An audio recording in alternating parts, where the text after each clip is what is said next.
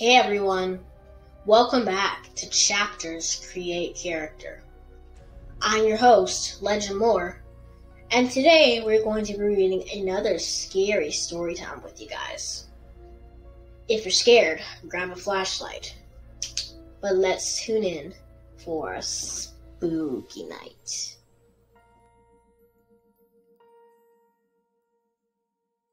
Chapter 8. Tilt his head forward, Lindy instructed. That's it.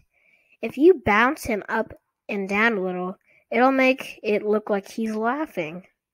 Chris obediently bounced Mr. Wood on her lap, making him laugh.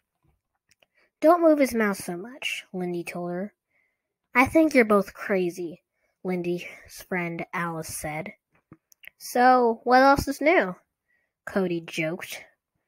All four of them were sitting in a small patch of shade under the bent old maple tree in the Powell's backyard.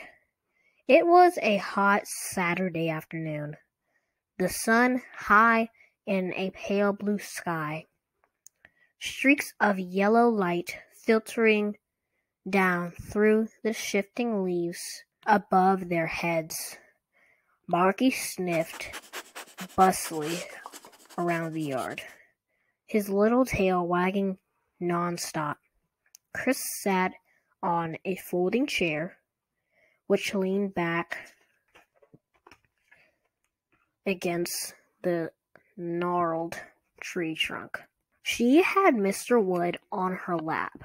Lindy and Alice stood at the edge of the shade, their hands crossed over their chests, watching Chris's performance with frowns of concentration on their faces. Alice was tall, skinny girl with straight black hair down to her shoulders, a snub nose, and a pretty heart-shaped mouth. She was wearing white shorts and a bright blue midriff top. Cody was sprawled on his back in the grass, his hands behind his head, a long blade of grass between his teeth. Chris was trying to show off her ventriloquist skills, but Lindy kept interrupting with helpful suggestions. When she wasn't making suggestions, Lindy was nervously glancing at her watch. She didn't want to be late for her job at Amy's birthday party, 2 o'clock. I think you're way weird, Alice told Lindy. Hey, no way, Lindy replied. Slappy is a lot of fun, and I'm going to make a lot of money with him. And maybe I'll be a comedy star or something when I'm older. She glanced at her watch again. Well, everyone at school thinks that both of you are weird, Alice said, swatting a fly off her bare arm. Who cares? Lindy replied, sharply. They're all weird too. And so are you, Chris made Mr. Wood say. I could see your lips move, Lindy told Chris. Chris rolled her eyes. Give me a break. You've been giving me a hard time all morning. Just trying to help, Lindy said. You have to be so defensive, don't you? Chris uttered an angry growl. Was that your stomach? She made Mr. Wood say. Cody laughed.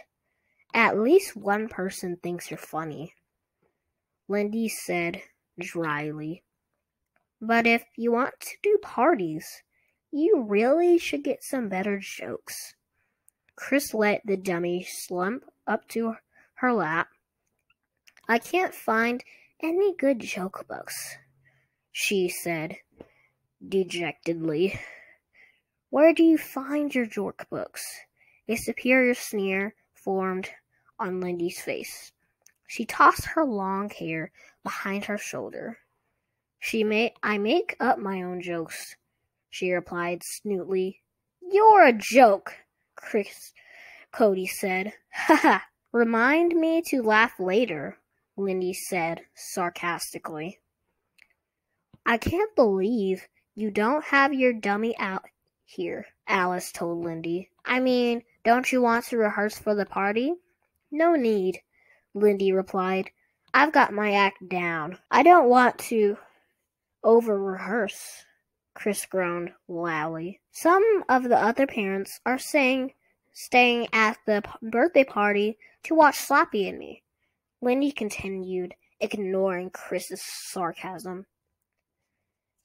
If the kids like me, their parents might hire me for their parties.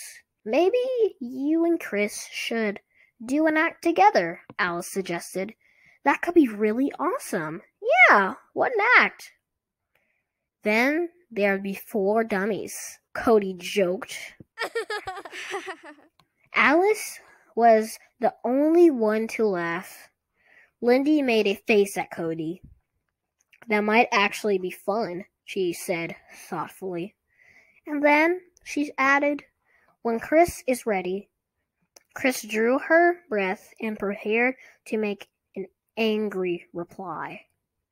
But before she could say anything, Lindy grabbed Mr. Wood from her hands. Let me give you a few pointers, Lindy said, putting one foot on Chris's folding chair and arranging Mr. Wood on her lap. You have to hold him up straighter, like this. Hey, give him back, Chris demanded, reaching for her dummy. As she reached up, Mr. Wood slowly lowered his head until he was staring down at her. You're a jerk, he rasped at Chris's face, speaking in a low, throaty growl. Huh? Chris pulled back in surprise. You're a stupid jerk, Mr. Wood repeated nastily in the same harsh growl. Lindy, stop it, Chris cried. Cody and Alice both stared in open-mouthed surprise. Stupid moron! Get lost! Get lost, stupid jerk! The dummy rasped Chris's face. Whoa! Cody exclaimed. Make him stop! Chris screamed at her sister. I can't! Lindy cried in a trembling voice. Her face became pale, her eyes wide with fear. I can't make him stop! Chris! He's speaking for himself.